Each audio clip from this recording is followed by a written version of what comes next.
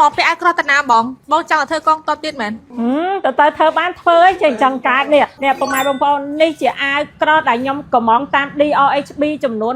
150អាវក្រោះអ្នកណាដឹងតម្លៃអាវក្រោះអត់ដឹងតែថ្លៃទេពុកម៉ែបងប្អូនអស់រាប់ម៉ឺនដុល្លារប៉ុន្តែនេះជាទឹកចិត្តប្រជាជនខ្មែរដែលគាត់ចូលតាមរយៈខ្ញុំមាន500លុយខ្មែរ1050ដុល្លារ100ដុល្លារ10ដុល្លារចា1000ដុល្លារ2000ដុល្លារបងប្អូនខ្ញុំប៉ាម៉ាក់ខ្ញុំអីក៏មានដែរពុកម៉ែបងប្អូននេះមើលតែ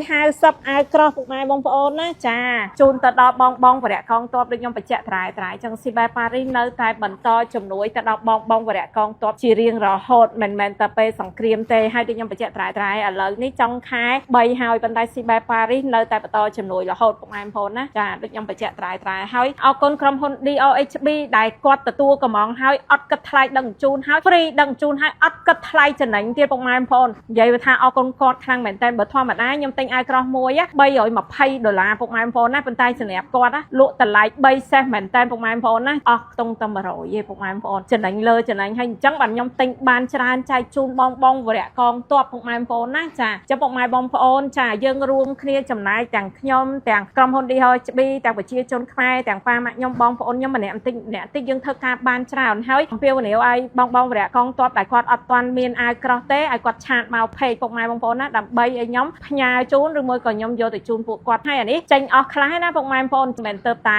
ចេញទេចេញអស់ខ្លះហើយអញ្ចឹងវានៅសល់តែប៉ុណ្្នឹងទេទោះបីខ្ញុំអត់បានធ្វើវីដេអូចេញប៉ុន្តែបេះដូងនៅតែជាមួយកងទ័ពអញ្ចឹងអាវ៉ាន់គឺយើងចេញរហូតមិនថាអាវក្រោះមិនថាទឹកមិនថាម្ហូបអាហារស្បៀងអាហារនំចំណីអីគឺយើងចេញរហូតអញ្ចឹងជួយគ្រប់គ្រងជាចេះស៊ីបែប៉ារីសម្នាក់មួយអរគុណ